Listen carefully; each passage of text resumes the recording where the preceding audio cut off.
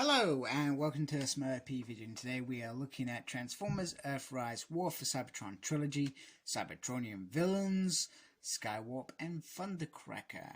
And the box looks beautiful as always. On the top we've got a nice Decepticon sign there, it's very long. And on the side we have a nice picture of them in their ARC modes, blasting the crap out of whatever. And then on the back we have a nice promo shots. Thundercracker, Skywarp, Team Seeker Elite, some nice signs on there, and as well as that in the box comes the usual instructions and background and map, which I slightly regret not thinking about actually making the full map, but hey, that's my own fault, and probably a bit too late now because I don't have all the pieces. So let's go open these up.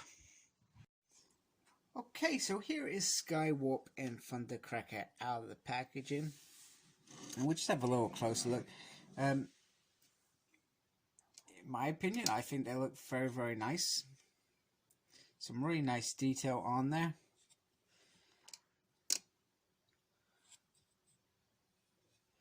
All the way through, nice silver paint. I feel like Hasbro have done an incredible job.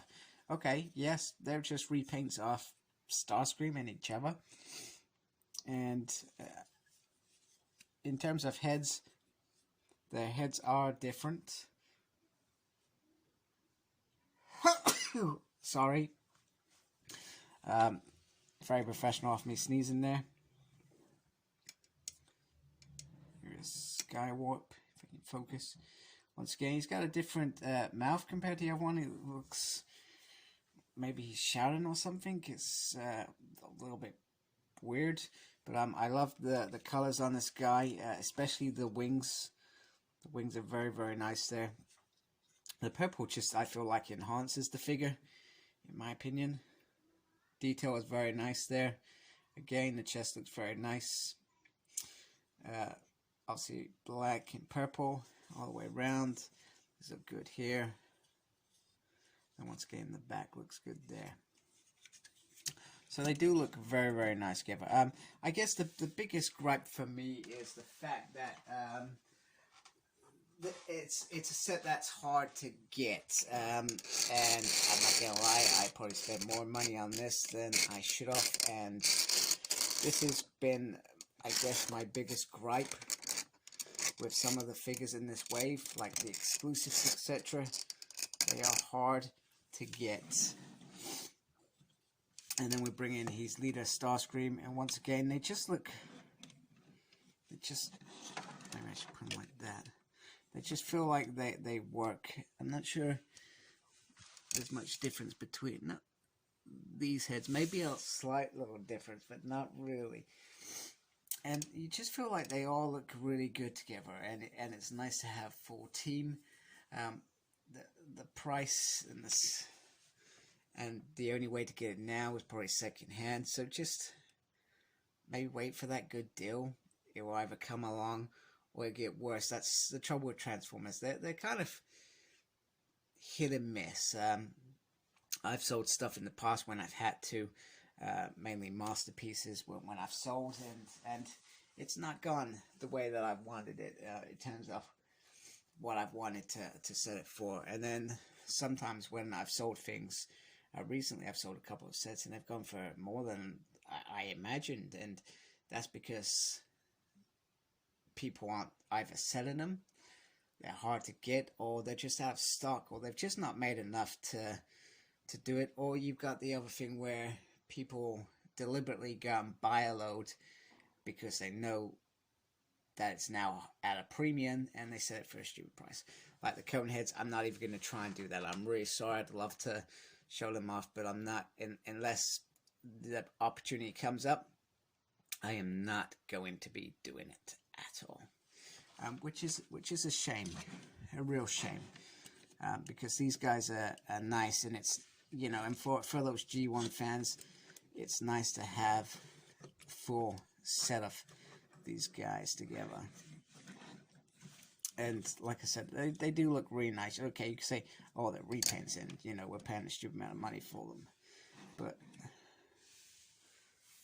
imagine that on yourself, next to your Megatron, your Soundwave, your Astro Train, your Shockwave. It's a brilliant occasion in my mind.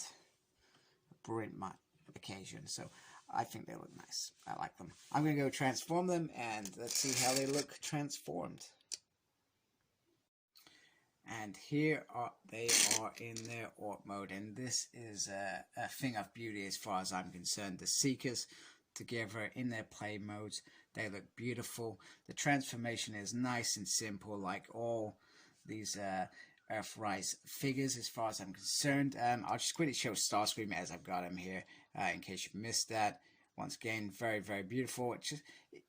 It's really simple, plain. Everything looks like it belongs everywhere. Underneath, the keyboard's well hidden as far as I'm concerned, and compact. So let's look at Thundercracker to begin with. Once again, it looks good. Nice Decepticon sign. I love the lines I got there. It's just the real fine little bits of detail on here that make the figure nice. Nice cockpit. It would have been cool, I think, if you had a little dude to go in there, but you know, in reality, if this was sold as a single figure, this would be a 20 quid figure. We would be satisfied with how good this looks. As far as I'm satisfied with how good it looks. It's just unfortunate that this was made an exclusive, and is what it is. You got the blasters underneath as well, which are awesome. I guess the one thing that's missing with these is stands. If I think people would pay a little bit extra for stands to go with some of these things, because these planes deserve a stand, like the MPs as far as I'm concerned. I'm trying to think if the transformation between the masterpieces and these are much different. I don't think there is much difference. Only I would be less worried about transforming these than I would with the masterpiece. There's still the bit here, which I'll just quickly show. Just that little bit there that I feel like you've just got to spend that extra little bit of carefulness transforming. And perhaps these things here, I feel like there's probably a pin in there, and this bit here. I would be concerned about these bits when looking after this in jet mode. In robot mode, I feel like it's a little bit more secure. Once again, so Skywarp once again looks very, very nice. So these are absolutely stunning, and very, very happy to. Sorry, I'm just wobbling the camera. Very, very happy to have them, because the Seekers together like that just look absolutely phenomenal in my mind. Absolutely phenomenal. Very, very happy with this set. Even if it did cost me a pretty penny. They look very, very nice. Yeah, very sharp, and exactly what I am looking for in terms of how these should look, how I relate to G1 characters that you know, I adore. And from a toy perspective, these are a toy. If you could buy them for 20-30 quid, you could buy them for a toy for your kid. At this price, I would not buy these for a child, because they're going to damage them. You've lost all value the moment you give it to them. But we still got to remember that they are made generally for toys, and Hasbro do very well playing to nostalgia off us grown adults that still like to collect, should we say. So just to wrap it up, these guys are great. I've given my thoughts on the money situation. I'd suggest only buy it if you can afford it, or if you get that right deal at the right time. Other than that, don't put yourself into any debt, etc., because these two figures that you would probably spend 20 quid each in a single market, and they'll go for almost triple that at present. So only get them if you really have to. That's my only suggestion, I'll be quite honest with you. Please like, comment, and subscribe to my channel. Follow me on Instagram, Cyclops Smurd. I'm on Twitter at SmurdP. No idea what I'm doing there. I'm also got a page on Facebook, SmurredP.